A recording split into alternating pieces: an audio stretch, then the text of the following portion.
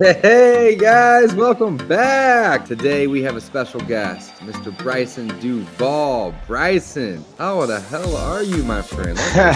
Man.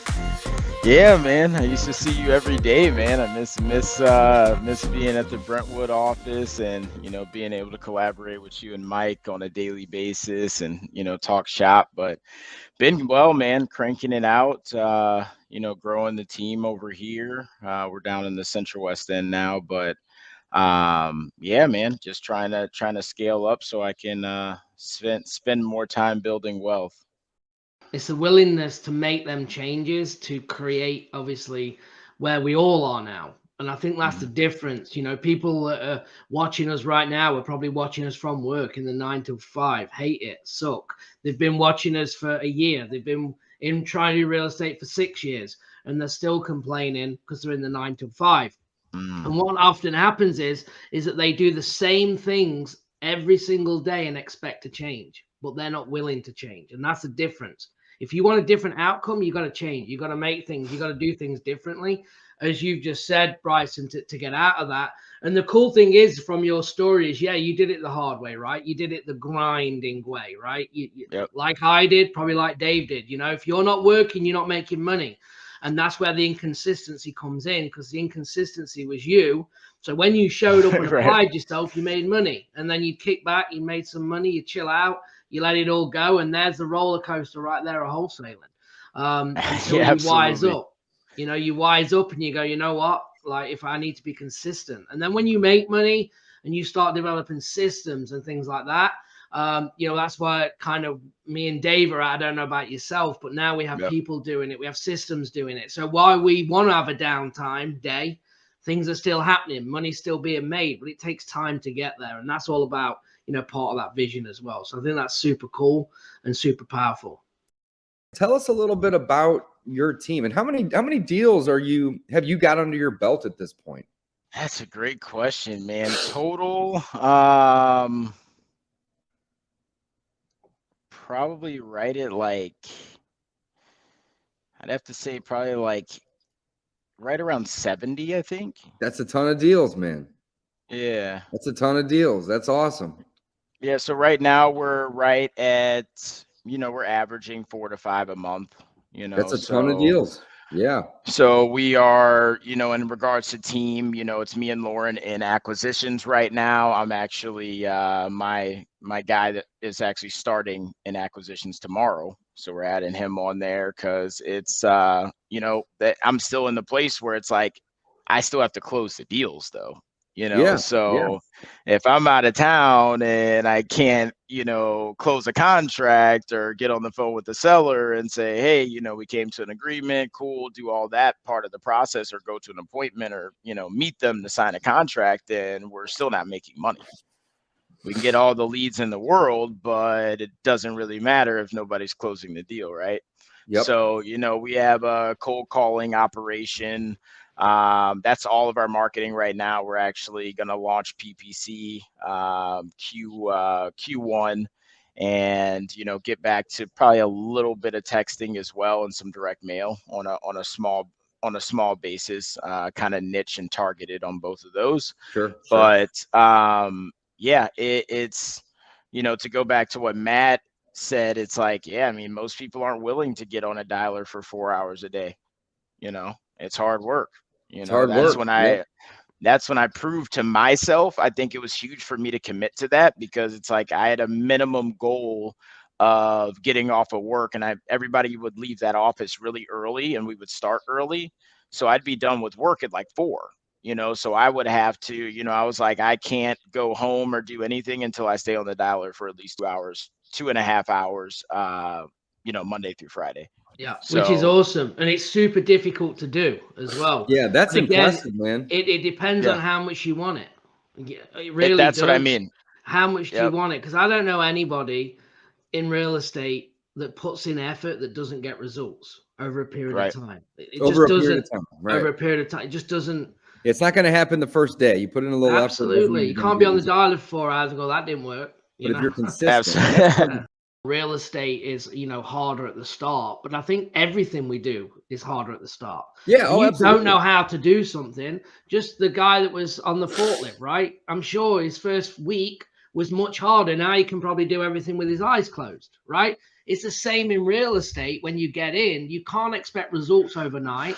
Just like going to college. If you can go get a degree, it's 3 to 4 years to get a degree. Which people come into real estate and want to be successful in a week. It makes no sense. So you have Yeah. to give it time and consistent to get where you're going.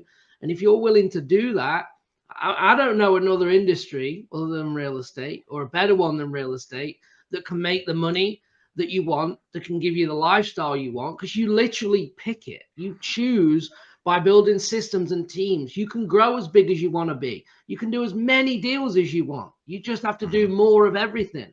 Once the foundation is built, you know, if Bryce doing 4 or 5 deals a month, maybe that he's content. Maybe you don't want 15 deals, 20 deals a month. You know, Yeah. I And I don't get want it, 'cause 20 it's deals a month because I don't want to build the team and put the resources and in have to to get me manage the there. team and Yeah, pay the I don't want team. it. Yeah, I agree. We just did a flip in Alabama for over 300,000, right? And we sold it. And because my LLC is out of state, they've now want like my whole like accounting for this property before they release funds. I didn't know that. So they won't release. So my funds are in escrow because I've done flips. We've done tons of deals with wholesale deals, but because I took this and flipped it and it was over a certain amount to sell it, they're like, oh yeah, we're not paying you. We need all this. And I'm like, well, I ain't got all that yet. Like, you know, I'm not on top of that. And like, well, we're holding the funds until you get it. I'm You like, live and okay, you learn. cool. You learn, don't you? Right. So I'm like, okay, cool. So Jesus. if your LLC is out of state and you take a property to fix and flip, and then you go to sell it, they want to see that because they're going to hold the taxes. Basically, they're going to report to the IRS and hold taxes on what I make. So I'm Right. like, this is outrageous. Why do you need to know what I'm making? Like, just, and they were having none of it. And I'm like, yeah, because your LLC is this and They that. were And I've they done were hundreds of having deals none in of it. virtual, you know? So you live and learn. You know what I'm saying? Like we're all in it. You're always learning. And it's just the way the way real estate is. I think one thing, you know, Gavin, you touched on building your own vision, and this is something that I've had to battle through in my journey, is because, you know, just like you said, people are watching this show right now, and me, you, you know, Dave, we all have some type of content that we consume at some point or the other. Maybe a mentor, somebody else we look up to, or peers in the business, and we look at theirs. Maybe we go to a mastermind, maybe we go to their coaching group, whatever it is. And, you know, I'll speak for myself that, you know, it can be very easy to want to take on someone else's vision if you're not extremely clear.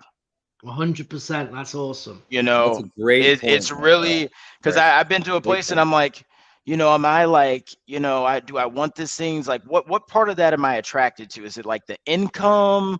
Is it like the fame? Is it the influence? Is it, you Yep. know, what part really matters to me? You know, or Mm-hmm. what part is just like cool, or I think would be cool, Yeah. you know, Yep. and maybe it doesn't align with who I am and my true self, like at all, you know? Yep. Mm-hmm. And And I've had to and learn that through coaching, through doing mhm. my own branding, just my own personal journey. Like, you know, sometimes you have to sit back and get 100% focused on yourself and be clear about what you want in life. Like, money's That's great, but it's huge. like, do you want a freaking Huge. boiler room in your office, or do you want to just have a ton of net profit?